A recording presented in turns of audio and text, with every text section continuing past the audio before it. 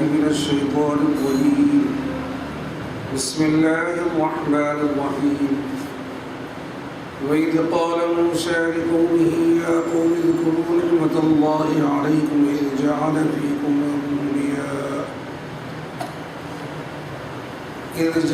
فيكم أنبياء وجعلكم ملوكا وآتاكم ما لم يؤت أحدا من العالمين يا قوم ادخلوا الأرض المقدسة التي كتب الله لكم ولا ترتدوا على أدباركم فتنقلبوا خاسرين قالوا يا موسى إن فيها قوما جبارين وإنا لن ندخلها حتى يخرجوا منها فإن يخرجوا منها فإنا داخلون قال رجلان من الذين يخافون أنعم الله عليهم ادخلوا عليهم الباب فإذا دخلتموه فإنكم غالبون وعلى الله فتوكلوا إن كنتم مؤمنين قالوا يا موسى إنا لن ندخلها أبدا ما داموا فيها فاذهب أنت وربك فقاتلا إنا هاهنا قاعدون قال رب إني لا أملك إلا نفسي وأخي فافرق بيننا وبين القوم الفاسقين قال فإنها محرمة عليهم 40 سنة يتيهون في الأرض فلا تأس على القوم الفاسقين آمنت بالله صدق الله العظيم وصدق رسوله النبي الكريم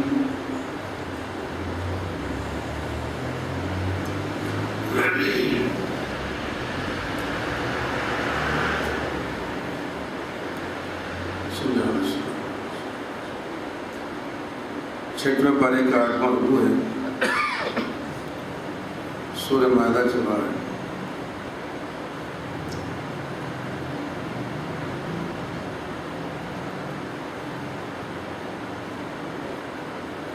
پچھلی آیتوں میں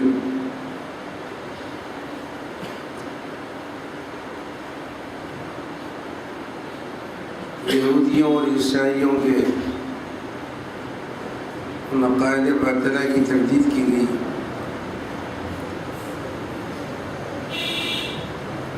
کہ وہ مسیح علیہ السلام کو خدا مانتے تھے، عیسیٰ علیہ السلام،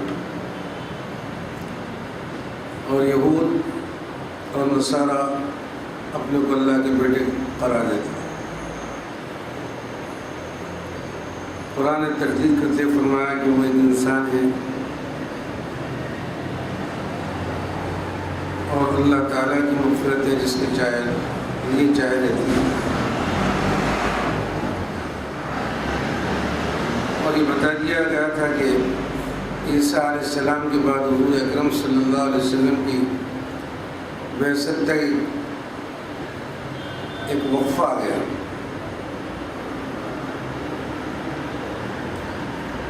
کہ ان کو یہ موقع نہ ملے کہ ہمارے پاس کوئی خوشخبری دینے والا اور ڈرانے والا نہیں آیا۔ اس اتنے وقفہ گزر گیا، اللہ تعالیٰ فرما رہا ہے کہ دیکھو اب تمہارے پاس بشارت دینے والے اور ڈرانے والے آ گئے۔ اللہ تعالیٰ ہر چیز پر قادر ہے۔ اب اس کے بعد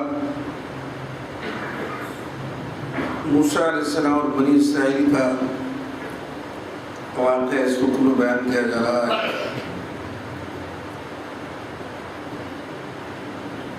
اور حضور اکرم صلی اللہ علیہ وسلم ہزاروں سال پہلے کی خبریں ان کو دے رہے ہیں، حالانکہ آپ امی ہیں، لیکن اللہ تعالیٰ نے اپنے علوم سے آپ کے سینوں کو آراستہ فرما دیا۔ قرآن کریم کہیں کہیں واقعات کو اشارتاً بیان کر دیتا ہے، حضور اکرم صلی اللہ علیہ وسلم پوری تفصیل کے ساتھ اس کو بیان کرتے ہیں۔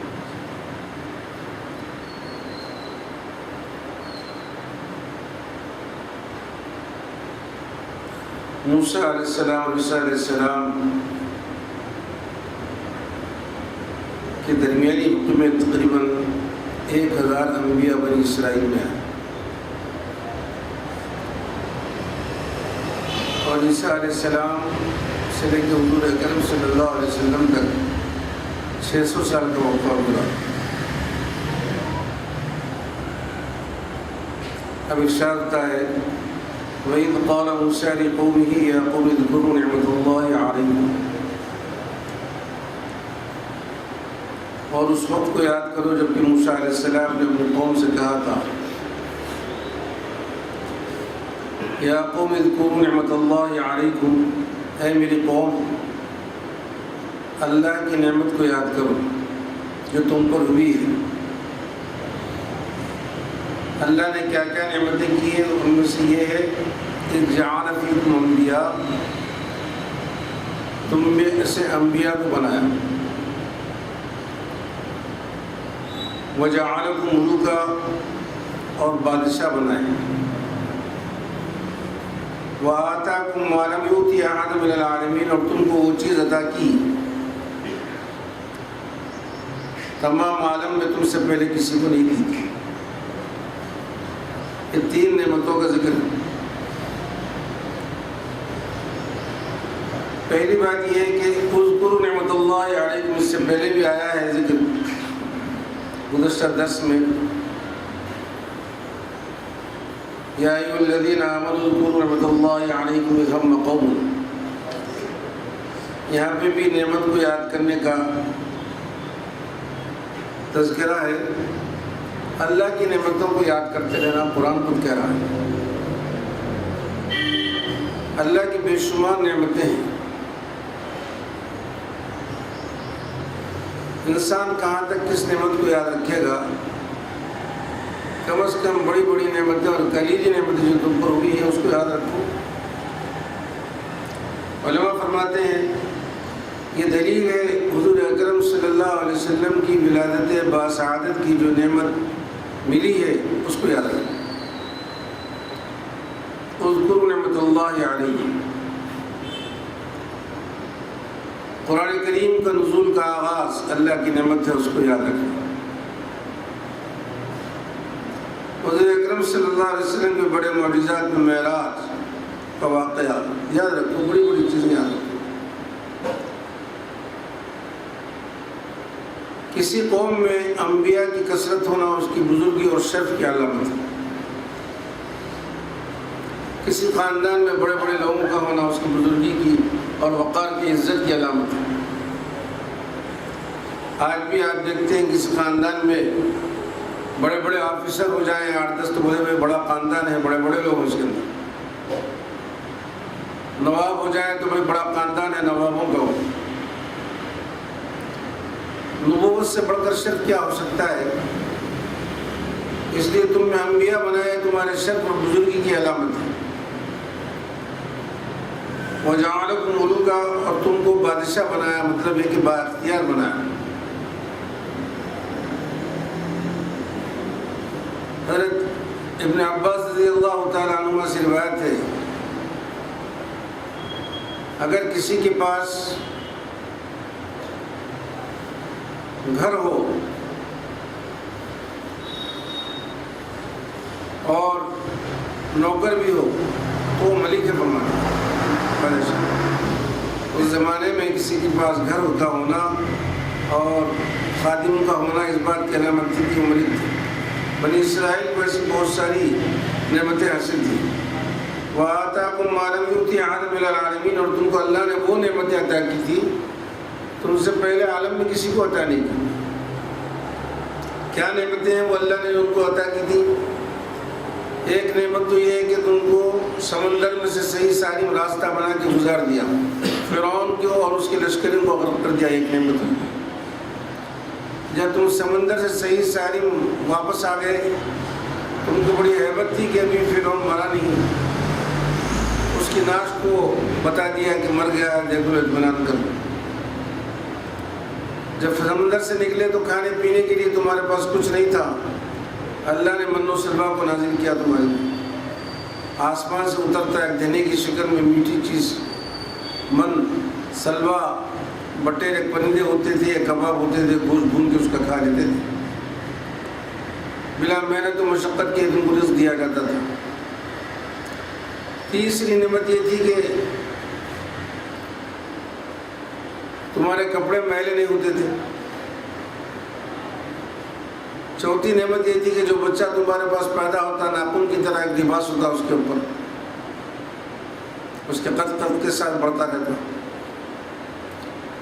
پھر پینے کے لیے تم کو پانی نہیں تھا تو اللہ تعالیٰ نے موسیٰ علیہ السلام کو حکم دیا کہ اس پتھر پر مارو، وہ عصا مارتے پانی کی چشمہ پھوٹ پڑے، تم کو پانی دے دیا۔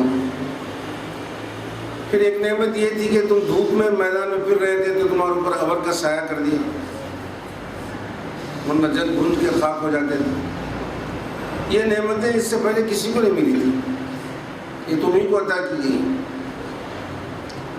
یا قوم ادخلوا الارض المقدسة التي كتب الله لكم ولا ترتدوا على ادباركم، اے میری قوم اس ارض مقدس میں داخل ہو جاؤ، اللہ نے لکھ دیا ہے تمہارے لیے۔ ولا ترتدوا على ادباركم فتنقلبوا خاسرين، پیٹ پلٹا کے مت بھاگو، اگر ایسا کرو گے تم پلٹ کے بھاگنے لگیں گے تو بڑے خسارے میں رہیں گے۔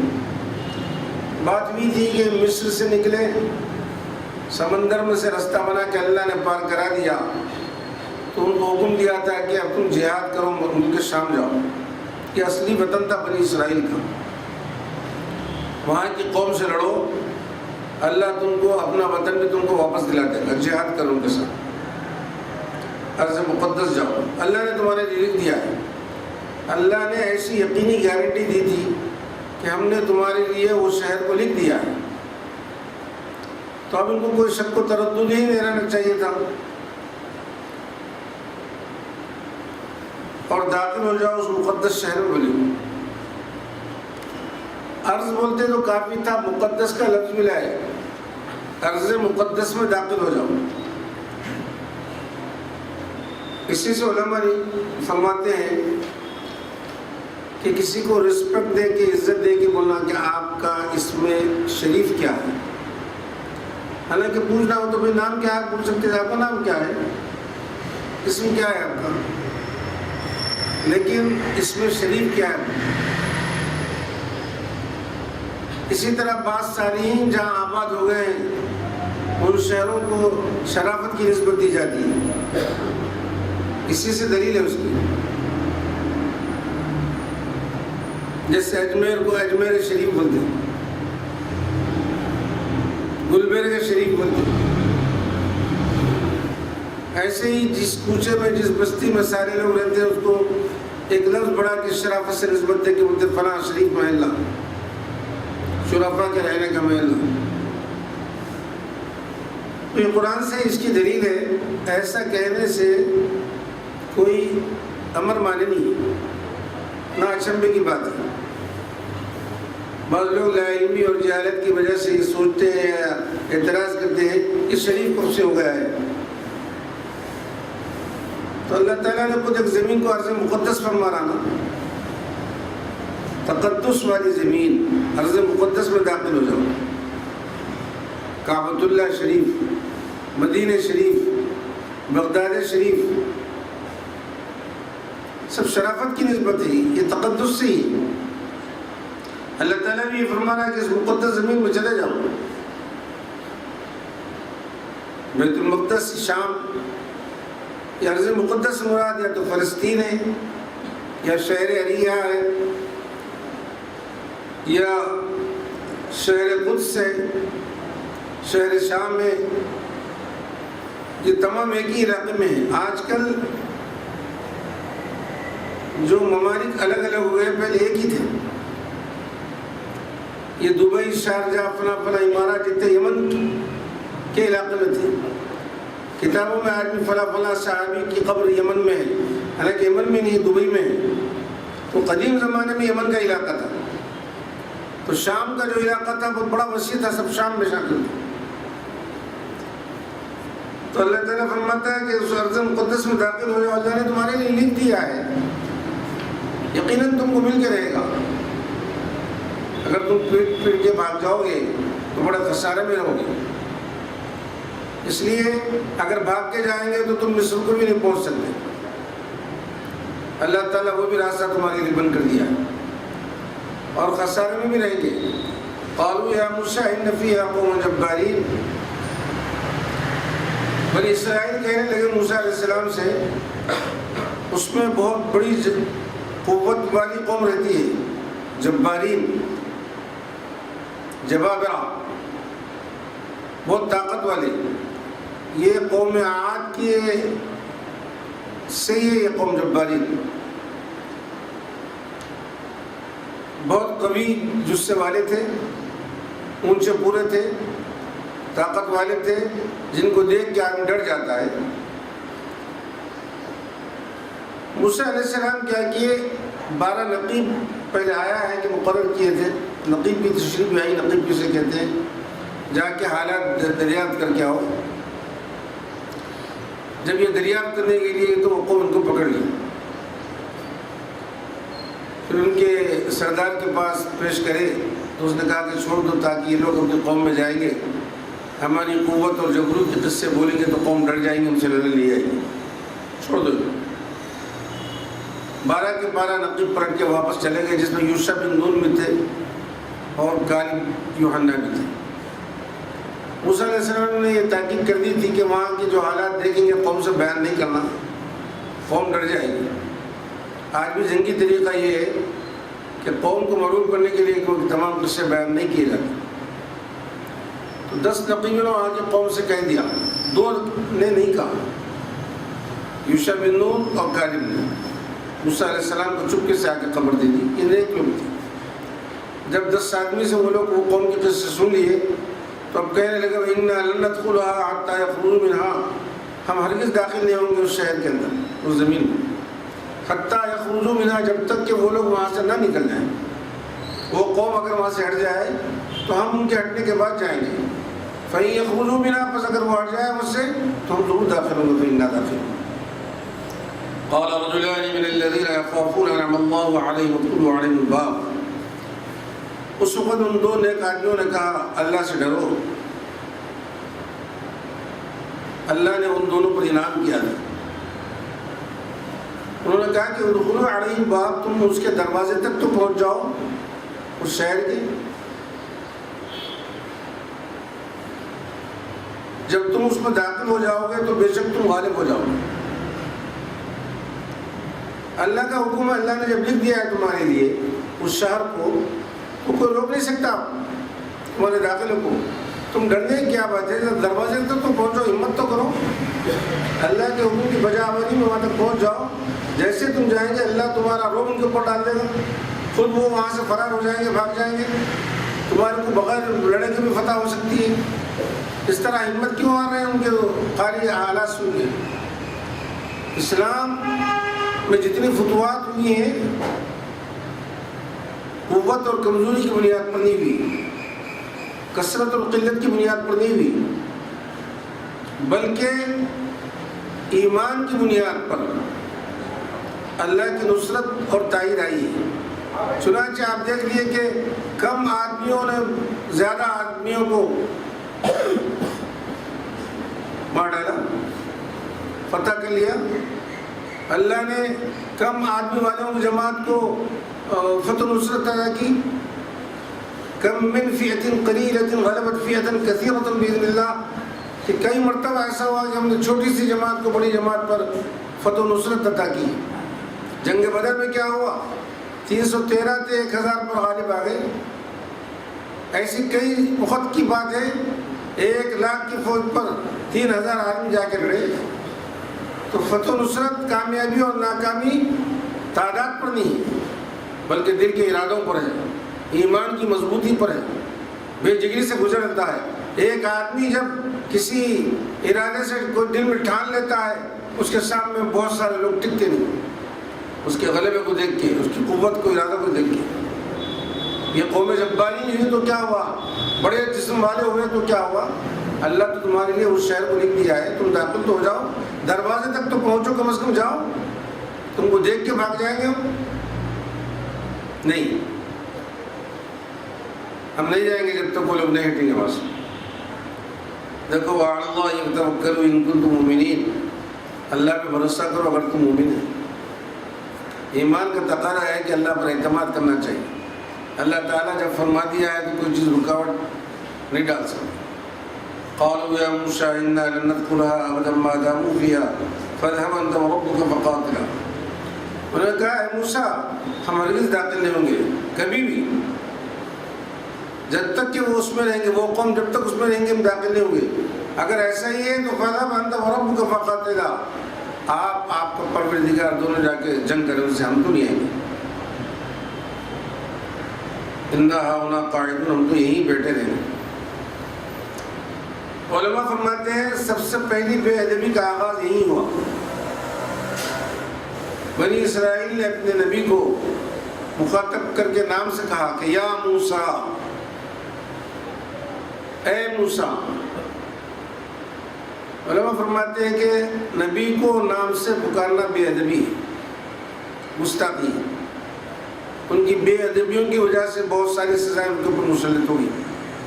حضور اکرم صلی اللہ علیہ وسلم کو تمام کے تمام صحابہ رسول اللہ کے علاوہ کچھ نہیں بولتے تھے۔ جب مخاطب ہوتے یا رسول اللہ، یہاں تک کہ آپ کی چہیتی صاحبزادی بھی کبھی ابا بول کے نہیں پکاری، یا رسول اللہ،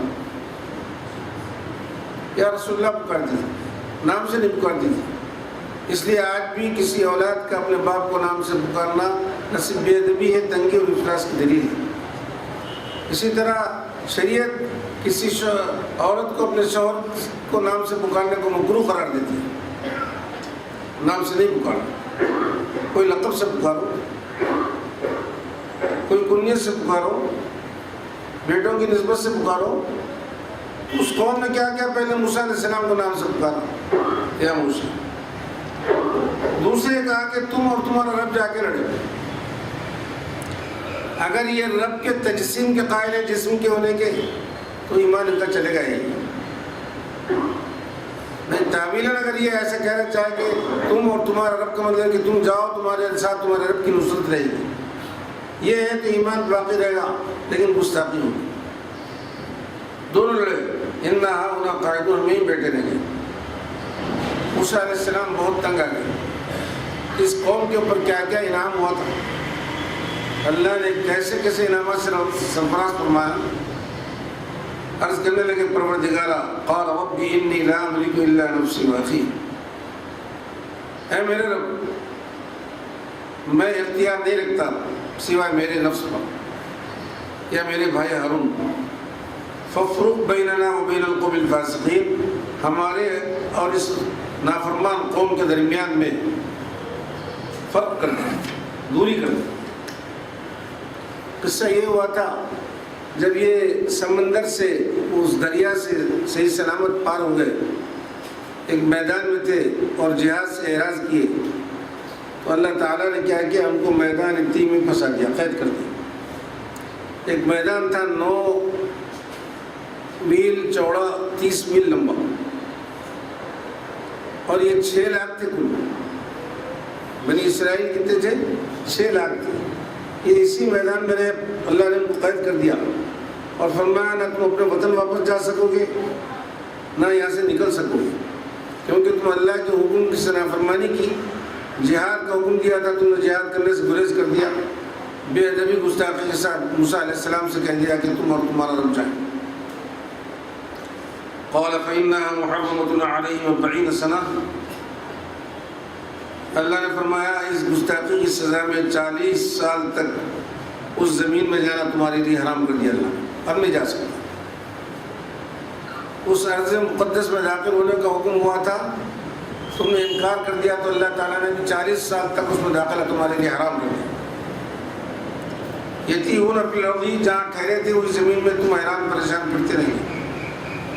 فلا تأس علی القوم الفاسقین، اس فاسق قوم کی اس حالت پر آپ افسوس مت کیجیے۔ موسیٰ علیہ السلام کو اللہ تعالیٰ نے اس میدان میں ان کو گرفتار کر کے رکھا، قید کر دیا۔ اب سوال یہ پیدا ہوتا ہے ان کے ساتھ موسیٰ علیہ السلام بھی تھے، ہارون علیہ السلام بھی تھے۔ ہارون علیہ السلام موسیٰ علیہ السلام کے بڑے بھائی تھے اور موسیٰ علیہ السلام چھوٹے تھے۔ جب ان کو قید کیا تو ان لوگوں کو کیوں رکھا ہے؟ یہ تو قید میں تو نہیں رہنے والے انبیاء ہیں، ان کا کوئی جرم تو نہیں ہے۔ علماء فرماتے ہیں دیکھو ان کو قیدی کی طرح نہیں رکھا، وہ لوگ تو قیدی کی طرح تھے۔ وہ لوگ کیا کرتے، جب چلنا شروع کرتے رات پر چلتے، صبح جب دیکھتے تو جہاں سے چلے تھے وہیں کھڑے رہتے، کوئی جگہ پہ نہیں۔ 40 سال تک اسی طرح ہے۔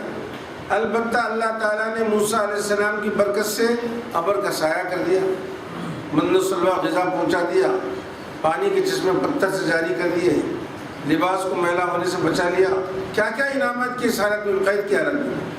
پھر جب ان کو قید کیا تھا تو موسیٰ اور ہارون علیہ السلام کو کیوں قید نہیں کیا، کیوں رکھا وہاں قید میں؟ قید میں نہیں تھے یہ، عموماً ہوتا یہ ہے قید میں جو قیدیاں رہتی ہیں ان کی نگرانی کے لیے جیلر بھی رہتے ہیں، تو جیلر قید نہیں ہوتے بلکہ وہ آزاد رہتے ہیں، ان کی شان الگ ہوتی ہے۔ تو اللہ تعالیٰ نے ان کو بحیثیت نگران کے رکھا ان کے اوپر، اور ان کی برکت سے ان کو یہ سامان ملا، یہ نعمتیں ملی ان کو، اور وہ لوگ تو قید میں رہے 40 سال تک۔ اور کیسے کیے؟ اللہ تعالیٰ نے ان کو داخل ہونے سے منع کر دیا، حرام کر دیا۔ جو لوگ 20 سال کی عمر سے زیادہ تھے وہ تو مر گئے 40 سال میں، جو اس وقت نابالغ تھے وہ بڑے ہوئے، تو یہ جتنے لوگ انکار کیے تھے سب کے سب مر گئے داخلے تک۔ جو نابالغ بچے تھے وہ بڑے ہو گئے، اللہ نے ان کی نسل کو موقع دیا داخل ہونے کا، یہ لوگوں کو محروم کر دیا، آئندہ داخل ہو سکتے، سب کے سب مر گئے۔ اب موسیٰ علیہ السلام، ہارون علیہ السلام کے متعلق بھی آیا ہے کہ وہ بھی اس 40 سال کے عرصے میں انتقال کر گئے۔ موسیٰ علیہ السلام، ہارون علیہ السلام دونوں بھی انتقال کر گئے۔ اللہ تعالیٰ نے اس کے وقفے کے بعد یوشع بن نون جو ان کے حواری تھے، جو نقیب تھے، اللہ نے ان کو نبی بنا دیا، یوشع بن نون کو نبی بنا۔ ان کی قیادت میں وہ نابالغ بچے جو بڑے ہو گئے تھے وہ لوگ داخل ہوئے، وہ لوگ داخل نہیں ہو سکے جو انکار کر دیے تھے، وہ تو سب موت کے گھاٹ اتار دیے۔ البتہ علماء لکھتے ہیں کہ موسیٰ علیہ السلام کی جب موت کا وقت آیا، موسیٰ علیہ السلام نے اللہ سے درخواست کی، پروردگارا میری موت کا وقت قریب آ گیا ہے،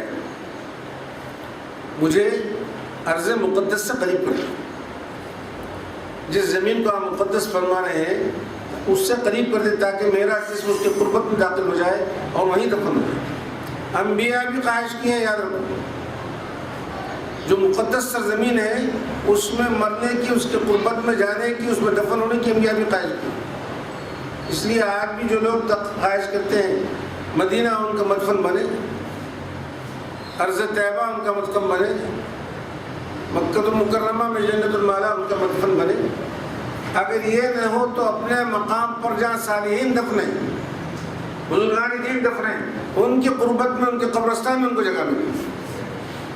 یہ وہی ہے، جبکہ نبی نے کہا اس کی ارض مقدس کے قریب کر دیجیے، وہیں ہمارا مدفن ہو جائے۔ چنانچہ ہم پرسوں سفر میں گئے تھے اردو سے فلسطین بھی گئے تھے۔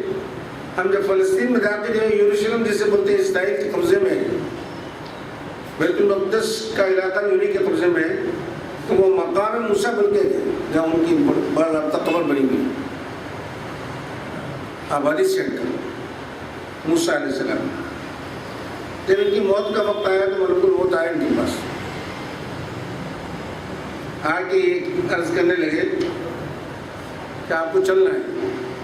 ان کے جو الفاظ تھے ملک الموت کے تھے کہ آپ کو دار فنا سے دار بقا پہ چلنا ہے۔ یہ کلمہ سنتے ہی موسیٰ علیہ السلام ایک تھپڑ مارے ملک الموت، جس کی وجہ سے آنکھ ان کی نکل گئی۔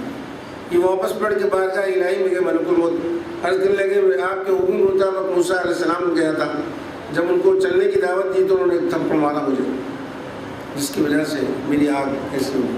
اللہ تعالیٰ نے ان کی آنکھ کو درست کر دیا۔ پھر دوبارہ جا کے بولو موسیٰ علیہ السلام سے کہ آپ کسی جانور کے اوپر ہاتھ رکھ دو جس کو بال ہے، آپ کے ہاتھ کے نیچے جتنے بال آئیں گے ہر بال کے بدلے میں 1 سال عمر اضافہ کر دیا۔ ٹھیک ہے، ملک الموت پلٹ کے گئے، جا کے بولے کہ اگر آپ دنیا میں رہنا چاہتے ہیں تو آپ کسی جانور پر ہاتھ رکھیے جتنے آپ